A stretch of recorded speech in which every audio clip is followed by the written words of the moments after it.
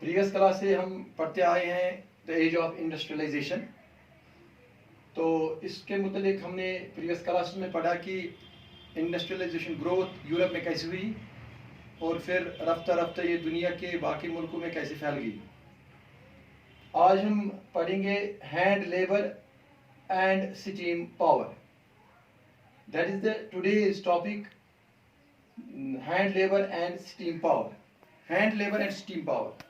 Hand labour और steam power से पहले हम आपको बता देंगे कि जो मैंने आपको बताया कि जो यूरोप था, या हम ब्रिटेन की बात करेंगे, ब्रिटेन में जो उस वक्त इंडस्ट्रियलाइजेशन की ग्रोथ हो रही थी वो ग्रेजुअली थी, वो बिल्कुल अब्रप्ट चेंज नहीं हो रही थी, ग्रेजुअल चेंज हो रही थी। लेकिन यहाँ पर हमने देखा कि हैंड लेबर और स्टीम पावर की बात जब करेंगे, हैंड लेबर को ज्यादा प्रेफर करते थे इंडस्ट्रियलिस्ट्स। इसकी बुनियादी वजह क्या थी? कुछ रीजंस थे इसके जिसकी बुनियाद पर उन्होंने हैंड लेबर को प्रेफर किया था। पहली बात है कि जो विक्टोरियन ब्रिटेन था, विक्टोरियन ब्रिटेन मीन्स कि जब से विक्टोरियन सेकंड वहां हुकूमत कर रहे थे in mid of the 19th century तक, तो उस mid of the 19th century तक यानी कि 1840 से ऑनवर्ड्स की बात कर रहे हैं हम, तो वहां पर जो हैंडमेड लेबर थे, हैंडमेड लेबर जो वहां काम कर रहे थे, वो इंडस्ट्रियलिस्ट्स भी चाहते थे कि वो काफी कॉस्टली नहीं है, बल्कि उनको वेजेस कम देने पड़ते थे।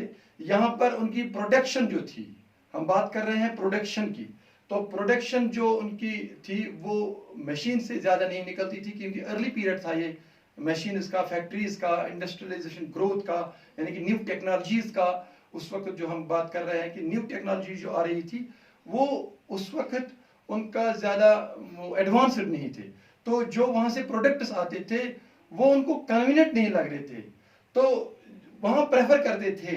हम देख रहे हैं कि जो लंदन के लोग थे, ब्रिटेन में लंदन के लोग जो थे वो प्रेफर कर रहे थे, वो लोकल पीपल जो थे वहां के, वो प्रेफर करते थे हैंडमेड प्रोडक्ट्स का। इसलिए इंडस्ट्रियलिस्ट जो थे वो उन्हीं को एम्प्लॉय करते थे, उन्हीं को अपने इसमें लगाते थे, ओन करते थे उन लेबर्स को, ताकि हैंडमेड प्रोडक्ट ज्यादा से ज्यादा बनने लगे।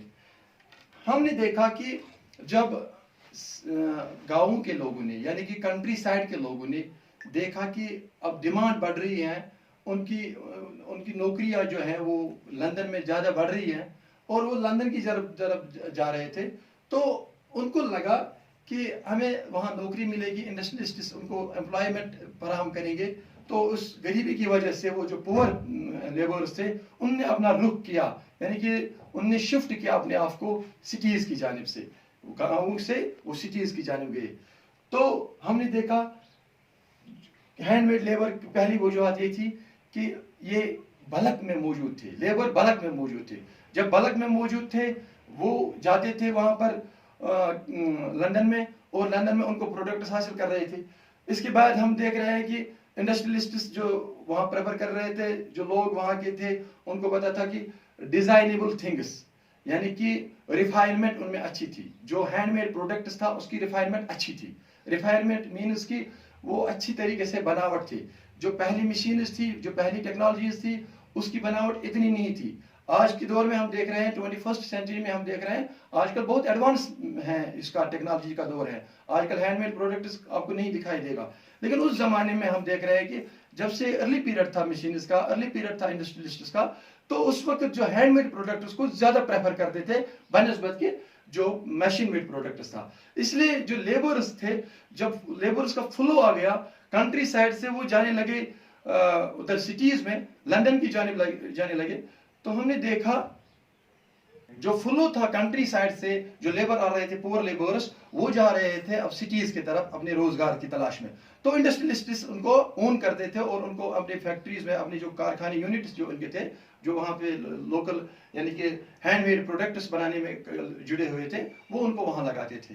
ये एक वजह था, यानी कि उसको प्रेफर करते थे हैंडमेड प्रोडक्ट्स को बनस्बत के जो एडवांसमेंट जो आई थी उस वक्त ये इंडस्ट्रियलिस्ट्स की, यानी कि जो आई थी टेक्नोलॉजी के जरिए से। दूसरी वजह ये थी, क्योंकि आपको पता है कि जो ब्रिटेन है, यानी कि यूके है, यूनाइटेड किंगडम है, बरतानिया है, वो आर्कटिक सर्कल पर आता है। आर्कटिक सर्कल मीन्स कि ये फ्रिजिड जोन की जानिब से आता है। वहाँ कुछ मशीन्स, बहुत सारी मशीन्स हम बात करेंगे, ज़्यादा मशीन्स जो थी, ज़्यादा कारखाने जो वहाँ पर थे, वो वहाँ पर सीजनल थे। सीजनल मीन्स कि वो सीजनल बुनियादों पर काम कर रहे थे। बहुत सारी फैक्ट्रीज, अगर हम टेक्सटाइल की बात भी करेंगे, अगर हम दूसरी चीज़ों की बात करेंगे, वो वूल के प्रोडक्ट जो थे वो सीजनल बनाते थे। इसके बाद उनका जो सीजन दिसंबर तक, एंडिंग दिसंबर तक खत्म हो जाता था। दिसंबर तक जो उनको प्रोडक्ट्स चाहिए थे वो उनको मशीन्स प्रोवाइड नहीं करते थे, बल्कि जो लेबर्स थे, हैंडमेड लेबर्स थे, वही प्रोवाइड करते थे। इसकी बुनियादी वजह यह थी कि उनको फिर ऑफ सीजन रहता था, सीजनल काम दिसंबर तक जाता था। और दिसंबर में हम देख रहे हैं कि जो भी इलेक्ट्रॉनिक इक्विपमेंट्स थे या गैस के वर्कर्स थे, गैस वर्कर्स काम कर रहे थे, वो जो थे उनको सीजनल की बुनियाद पर काम लगाते थे। और वो इंडस्ट्रियलिस्ट भी चाहते थे कि हमें ज्यादा से ज्यादा जो लेबर है ज्यादा से ज्यादा प्रोडक्शन बनाएंगे, क्योंकि फिर हमारा सीजन खत्म हो जाएगा, मशीनें उतना नहीं हम कर पाएंगे, मशीनें नहीं बना पाएंगे। तो इसके बाद हमने देखा कि वहां पर जो क्रिसमस का दिन था, क्रिसमस के त्योहारों पर भी वो जैसे प्रिंटर्स बनाते थे या क्रिसमस कैटरिंग्स बनाते थे। तो इसके लिए भी हैंडमेड प्रोडक्ट्स को ज्यादा प्रेफर किया जाता था, क्योंकि उनको काफी वो सिग्नेट पीपल थे, उनको एक्सपीरियंस थी इनकी इसकी। तो अभी तो जो मशीन्स आई थी वो मशीन्स उतना काम नहीं कर पाए थे। तीसरी बात जो थी इसकी, यानी कि क्यों प्रेफर कर रहे थे वो हैंड लेबर को मशीन मेड प्रोडक्ट से, यानी स्टीम पावर से वो प्रेफर क्यों कर रहे थे हैंडमेड प्रोडक्ट्स को, हैंड लेबर को इसलिए प्रेफर कर रहे थे। तीसरी वजह ये थी कि जो वहां पर हम देख रहे हैं कि डिजाइन, जो रिफाइनमेंट जो थी, जो वैराइटीज थी चीजों की, वो मशीन एक तरह के बनाते थे सामान। जो हम मशीन प्रोडक्ट थे, अगर मैं बालक में भी बनाते थे, लेकिन वो मशीन एक ही तरह का सामान बनाते थे। लेकिन वो जो लंदन के लोग थे, खासकर अपर क्लास के पीपल थे, जो एरिस्टोक्रेसीज थी जो थे वहां के, एरिस्टोक्रेटिक्स जिनको बोलते हैं हम, जो बड़े लोग थे, पावरफुल पीपल थे, अपर क्लास के थे, वो प्रेफर कर रहे थे कि नहीं, हमें डिजाइनेबल चाहिए। जैसे कि हम वहां पर देख रहे हैं कि जितने भी आयरन प्रोडक्ट्स थे, उनकी बहुत सारे प्रोडक्ट्स थे, उनकी वेराइटीज थी।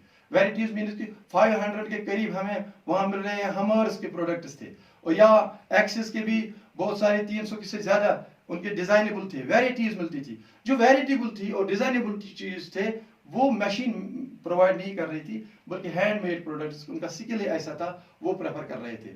तो हम ये बुनियादी चीजें थी, ये बुनियादी वजूहत थी जिससे वो प्रेफर कर रहे थे हैंडमेड लेबर का। लेकिन स्टीम पावर का जो इस्तेमाल होता था वो ओवरसीज में, यानी कि बाहरी कंट्रीज में, जैसे कि अमेरिका की बात करेंगे, अमेरिका में उस वक्त मशीन लगी थी, वहां पर लेबर की शॉर्टेज थी, लेबर नहीं बन रहा था। जब से वो अफ्रीका से लाते थे या बाकी आर्क से वो लेबर लाते थे, वो उतना स्किल्ड नहीं थे, वो उनका वो काम पूरा नहीं करते थे।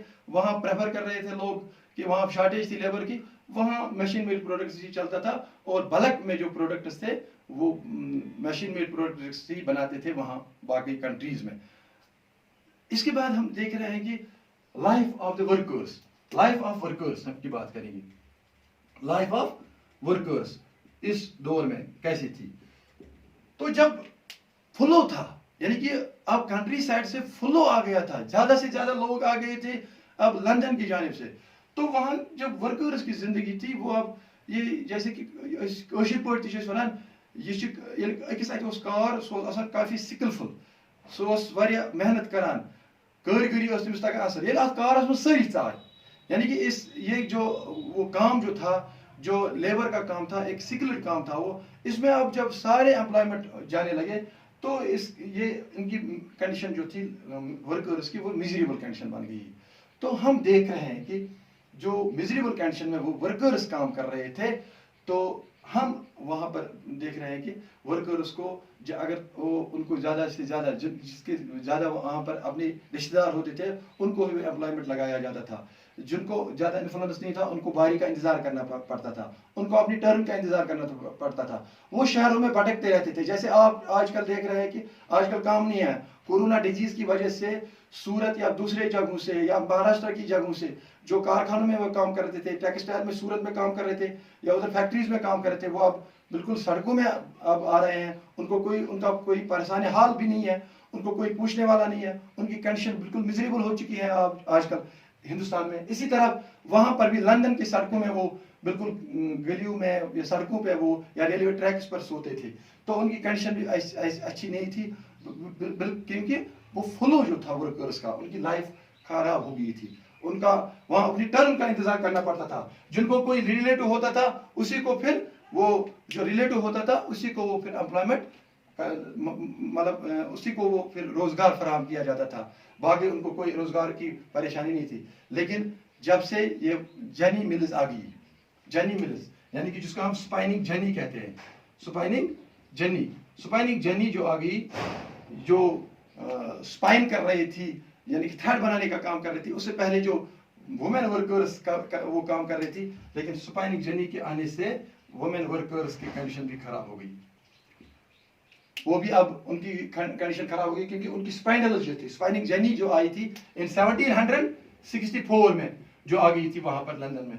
तो जब स्पाइनिंग जनी की वजह से ज्यादा थ्रेड बनने लगे वूल इंडस्ट्रीज के लिए, टेक्सटाइल इंडस्ट्रीज के लिए, तो वुमेन की जो कंडीशन वो खराब हो गई थी। वुमेन इससे ज्यादा मुंसलिक थे इस काम से।